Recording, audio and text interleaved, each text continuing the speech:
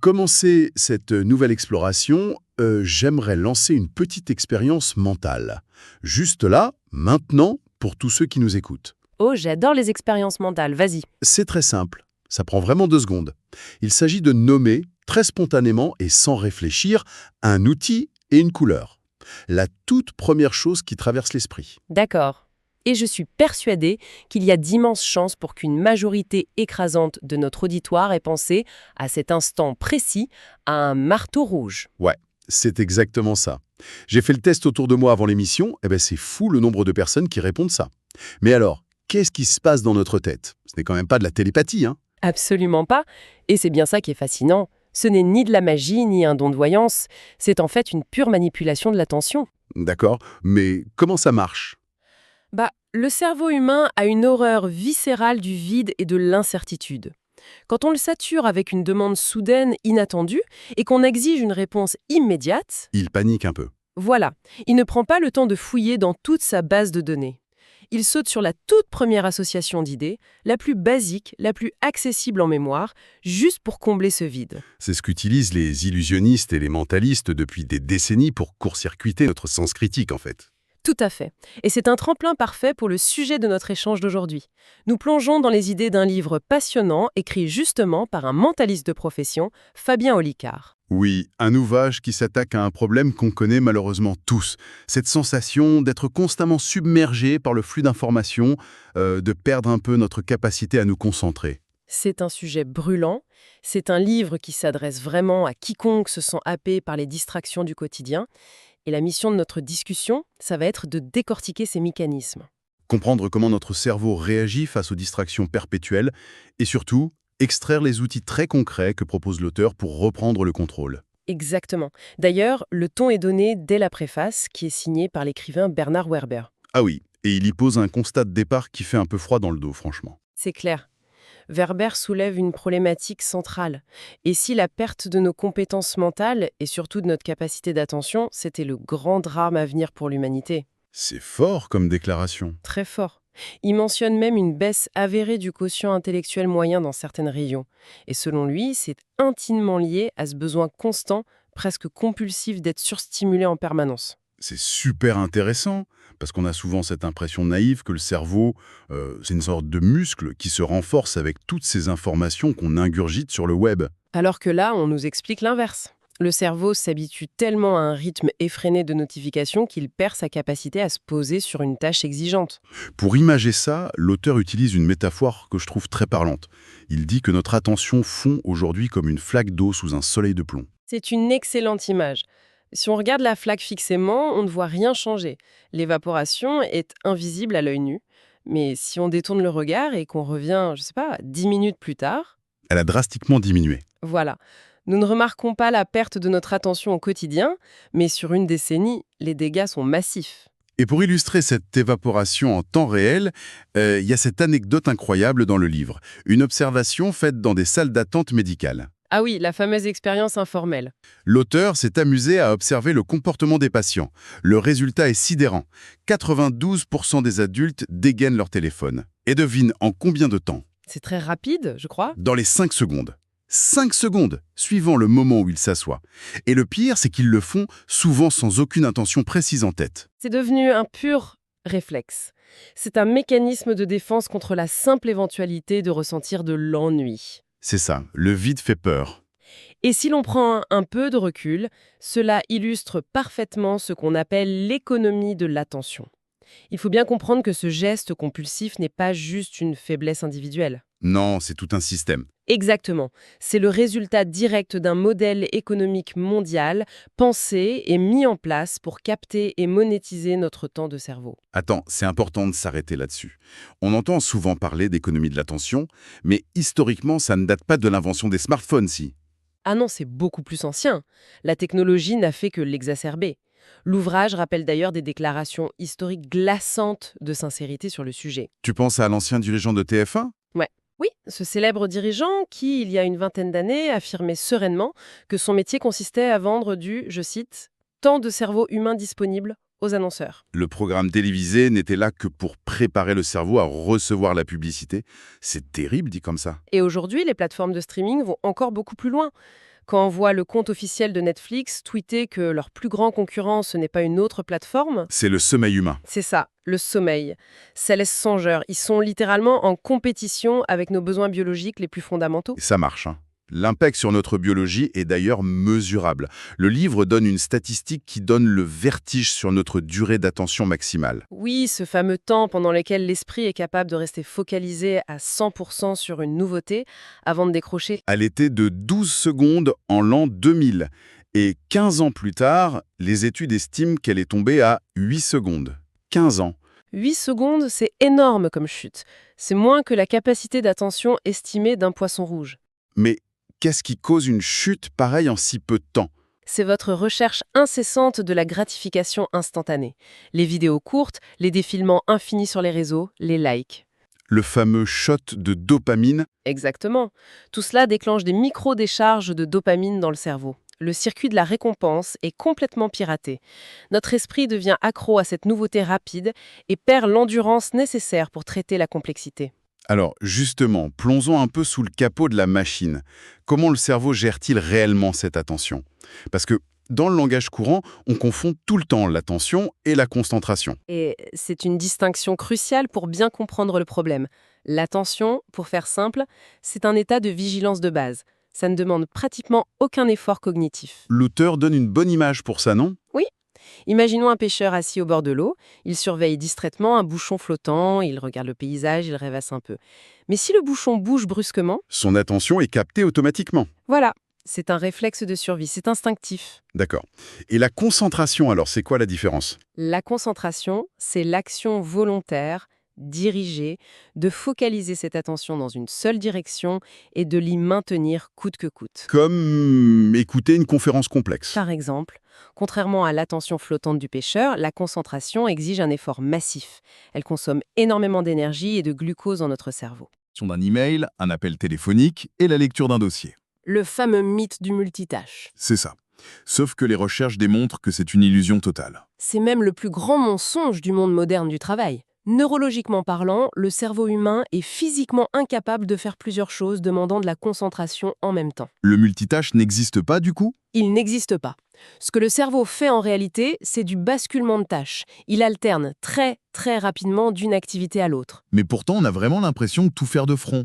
Pourquoi c'est si néfaste si le cerveau arrive à basculer si vite? Parce qu'il y a un prix caché énorme qu'on appelle la taxe cognitive. À chaque fois que le faisceau de notre concentration change de cible, le lobe frontal doit d'abord se désengager de la tâche A, puis configurer les règles de la tâche B, et enfin se souvenir d'où il en était. Même si ça prend un quart de seconde, c'est un effort. C'est ça. Cette friction brûle des ressources mentales phénoménales. C'est comme fermer et rouvrir des logiciels très lourds sur un vieil ordinateur en boucle toute la journée. Parfaitement résumé. Le résultat, c'est qu'en fin de journée, on ressent une fatigue intellectuelle immense, ce fameux brouillard mental. Et paradoxalement, on est moins efficace. Les études montrent que ceux qui pratiquent ce basculement de tâches font beaucoup plus d'erreurs et mettent plus de temps au final que s'ils avaient fait les choses sagement, l'une après l'autre. C'est d'autant plus grave quand on comprend à quel point l'attention est liée à la mémoire. Pour encoder une information, le cerveau doit décider d'allouer cette énergie. Oui, la mémoire et l'attention sont indissociables. Il y a une anecdote historique dans le livre assez cocasse pour expliquer ça. Imaginons un cours d'histoire-géographie un peu ennuyeux. Je vois très bien la scène. Le professeur explique d'une voix monotone que la capitale de Chypre est Nicosie. L'attention de la classe est au plus bas, tout le monde dort à moitié. Et soudain, un élève au fond, un peu mal entendu, s'exclame, persuadé d'avoir bien compris, « Comment ça, Nicolas Sarkozy mange des chips ?» C'est génial. Et c'est un excellent exemple de ce qu'on appelle la rupture de modèle. L'incongruité totale de la situation et le fou rire général qui s'ensuit vont agir comme un électrochoc. Le cerveau de la classe entière se réveille. Totalement. Soudainement, stimulé par l'humour et l'inattendu, le cerveau s'illumine. La dopamine monte en flèche. Et le résultat de cet électrochoc, c'est que 50 ans plus tard, tous les élèves de cette classe se souviendront de la capitale de Chypre, alors que le reste du cours a totalement disparu de leur mémoire. Cela illustre la règle d'or de la psychologie cognitive. L'attention est la porte d'entrée absolue de la mémoire. C'est le videur à l'entrée de la boîte de nuit, en fait. C'est exactement ça. Le videur de l'hippocampe, la zone du cerveau qui stocke les souvenirs. Sans une attention forte et focalisée au moment précis où l'information se présente, aucune donnée n'est correctement encodée. Donc lire un rapport de réunion pendant qu'une série télévisée tourne en fond sonore, c'est inutile. C'est garantir que l'information glissera sans laisser la moindre trace. D'accord? Donc on retient que l'attention est précieuse, coûteuse en énergie et indispensable pour mémoriser. Quels sont alors les ennemis invisibles dans notre quotidien qui viennent saboter tout ça? L'auteur parle du brouhaha culturel. Le brouhaha culturel, c'est notre réalité moderne. C'est l'épuisement par l'abondance. Nous vivons à une époque où l'offre est littéralement infinie. Des milliers de séries, des millions de vidéos, les infos en continu. Or, le simple fait de devoir choisir au milieu de cet océan de possibilités est une tâche cognitive lourde. C'est tellement vrai. On passe parfois 40 minutes le soir à faire défiler un catalogue de films, Pour finalement éteindre la télé et aller se coucher, épuisé. sans avoir rien regardé. C'est ce que la science appelle la fatigue décisionnelle. Choisir, c'est renoncer. Et chaque petite décision, même triviale comme choisir un programme du soir, entame notre jauge d'énergie mentale globale pour la journée. Mais le brouhaha n'est pas le seul ennemi, n'est-ce pas? Loin de là, il y a les pièges structurels de la technologie elle-même. Les ingénieurs de la Silicon Valley exploitent des biais psychologiques très profonds chez nous, comme l'effet Zeigarnik. L'effet Zeigarnik, c'est le besoin maladif d'achèvement, c'est ça? Exactement. Le cerveau humain déteste laisser une tâche inachevée ou une boucle ouverte. C'est ce principe précis qui est exploité par la lecture automatique de l'épisode suivant sur Netflix. Ou le défilement infini sur les réseaux sociaux? Voilà, il n'y a jamais de bas de page, on nous laisse jamais le signal visuel que la tâche est finie. Du coup, on continue. Et ça s'applique aussi aux notifications. Dans le livre, c'est fascinant d'apprendre que même si l'on prend la décision consciente d'ignorer la vibration de son téléphone sur la table, on perd quand même de l'énergie. Oui, car chaque notification est comme une lumière qui s'allume soudainement dans une pièce sombre de notre esprit. L'attention est attirée. Le cerveau a enregistré le signal de nouveauté, donc reprimer l'envie naturelle de regarder son écran demande un effort d'inhibition. Et cette inhibition consomme la même volonté que celle dont on aurait besoin pour travailler sur notre dossier complexe. Donc le simple fait d'avoir son téléphone face contre table, ça draine notre attention. Complètement. D'ailleurs, pour se rendre compte à quel point on a perdu le contrôle, il y a un défi redoutable proposé dans cet ouvrage. Ça s'appelle le jeu des 120 secondes. Un classique, mais tellement difficile aujourd'hui.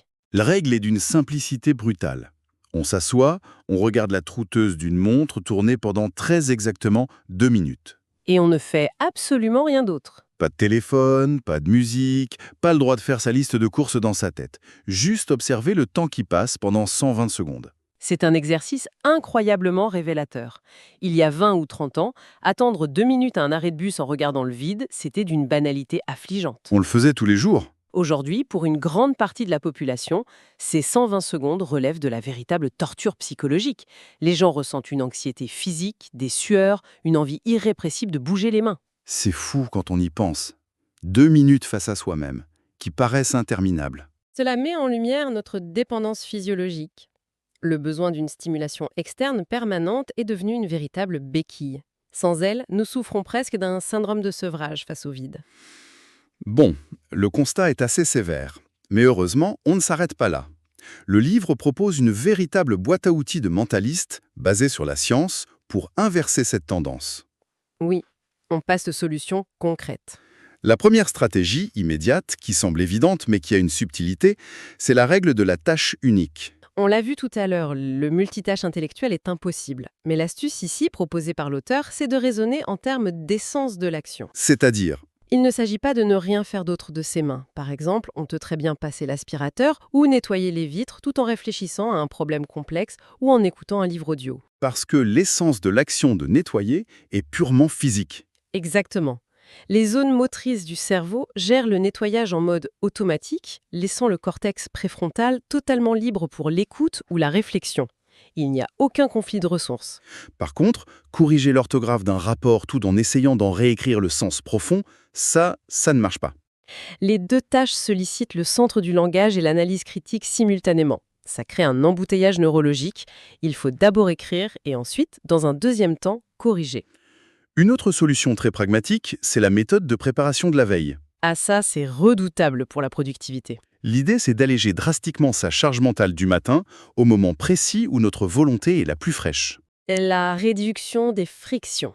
Si l'on doit faire une tâche difficile le lendemain, comme sa comptabilité, on prépare tout la veille au soir. L'ordinateur est allumé sur le bon logiciel, les reçus sont sortis, le stylo est sur la table. Comme ça, le lendemain matin, Le cerveau n'a aucune micro-décision à prendre, aucune excuse pour procrastiner. L'énergie mentale n'est pas gaspillée dans la mise en place, elle va directement dans l'exécution.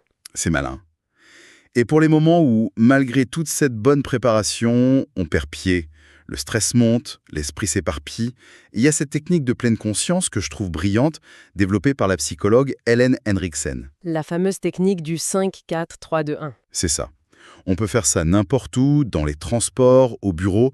Comment ça fonctionne exactement? C'est une technique d'ancrage sensoriel pur. Son but, c'est de couper net la rumination mentale. Le processus nous force à utiliser nos 5 sens de manière séquentielle. D'accord. On commence par quoi, Evelyne? D'abord, on commence par la vue. On doit identifier consciemment 5 objets distincts autour de soi. Un arbre, une chaise, une tache sur le mur, peu importe. 5 choses que l'on voit. Ensuite, on passe à l'ouïe. C'est ça. On ferme les yeux si besoin et on s'efforce d'isoler 4 sons différents. Le bruit du vent, le bourdonnement de l'ordinateur, une voiture au loin. Ensuite, le 3. 3 sensations tactiles précises. Par exemple, sentir le contact du tissu de son vêtement sur son bras, le poids de ses pieds sur le sol ou l'air frais sur son visage. Et il reste l'odorat et le goût, j'imagine. On cherche à identifier 2 odeurs présentes dans l'environnement. Et pour finir, le 1, on se concentre sur un goût dans sa bouche, même si c'est juste le goût du café pris une heure plus tôt. Mais pourquoi le simple fait de compter des sensations arrête l'éparpillement de l'attention? C'est mécanique. Oui, parce que cela force le cerveau à quitter le réseau du mode par défaut, qui est celui qui gère l'anxiété et l'anticipation du futur, pour revenir de force dans le cortex sensoriel et la réalité présente. C'est puissant. L'analogie du livre est superbe d'ailleurs. Ça agit sur notre cerveau surchauffé exactement comme le fait de respirer des grains de café pour le nez d'un parfumeur. Ça provoque une remise à zéro totale. Un vrai bouton d'urgence. Et une fois qu'on a retrouvé cette clarté, il faut la protéger des autres. C'est là qu'intervient le concept de l'île de Robinson Crusoe. L'art de gérer son accessibilité. Surtout dans un monde de bureaux ouverts et de messagerie instantanée. Se considérer sur une île, ce n'est pas devenir un ermite asocial. C'est la capacité à se rendre indisponible aux sollicitations immédiates, tout en restant courtois et ouvert pour plus tard.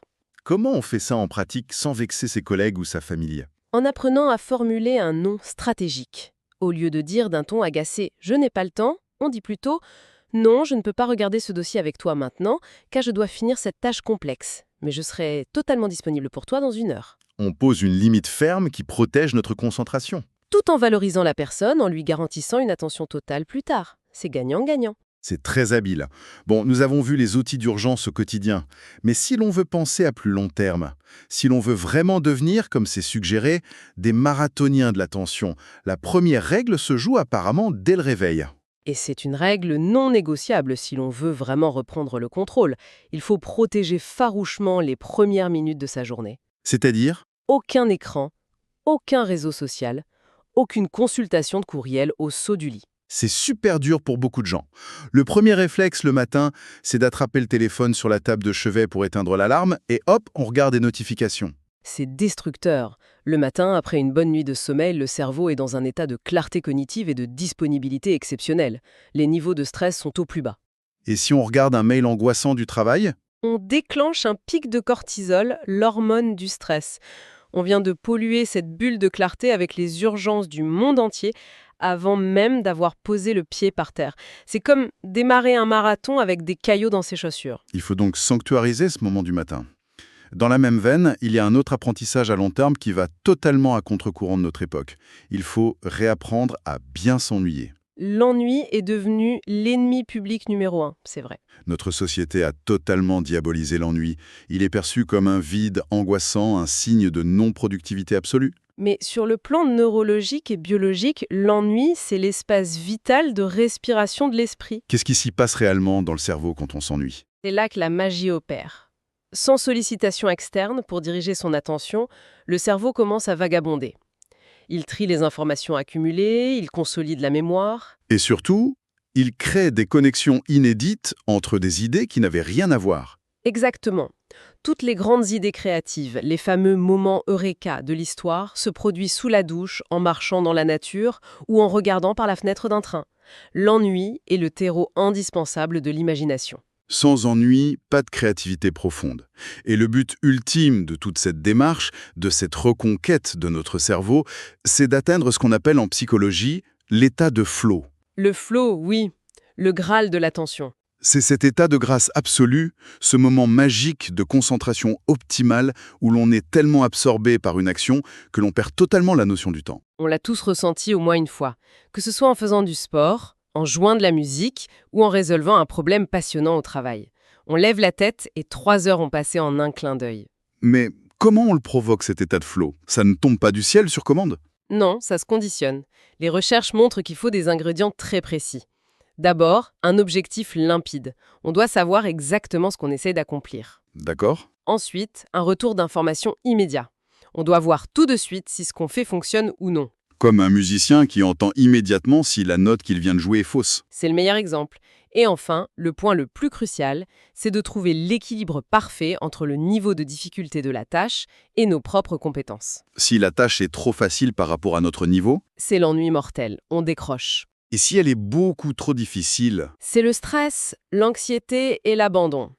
L'état de flow se trouve exactement sur cette fine ligne de crête, là où la tâche nous pousse juste un peu au-delà de notre zone de confort, mais reste réalisable. ce qui ressort vraiment de toute cette analyse, et de ce livre en général, c'est un esprit profondément bienveillant.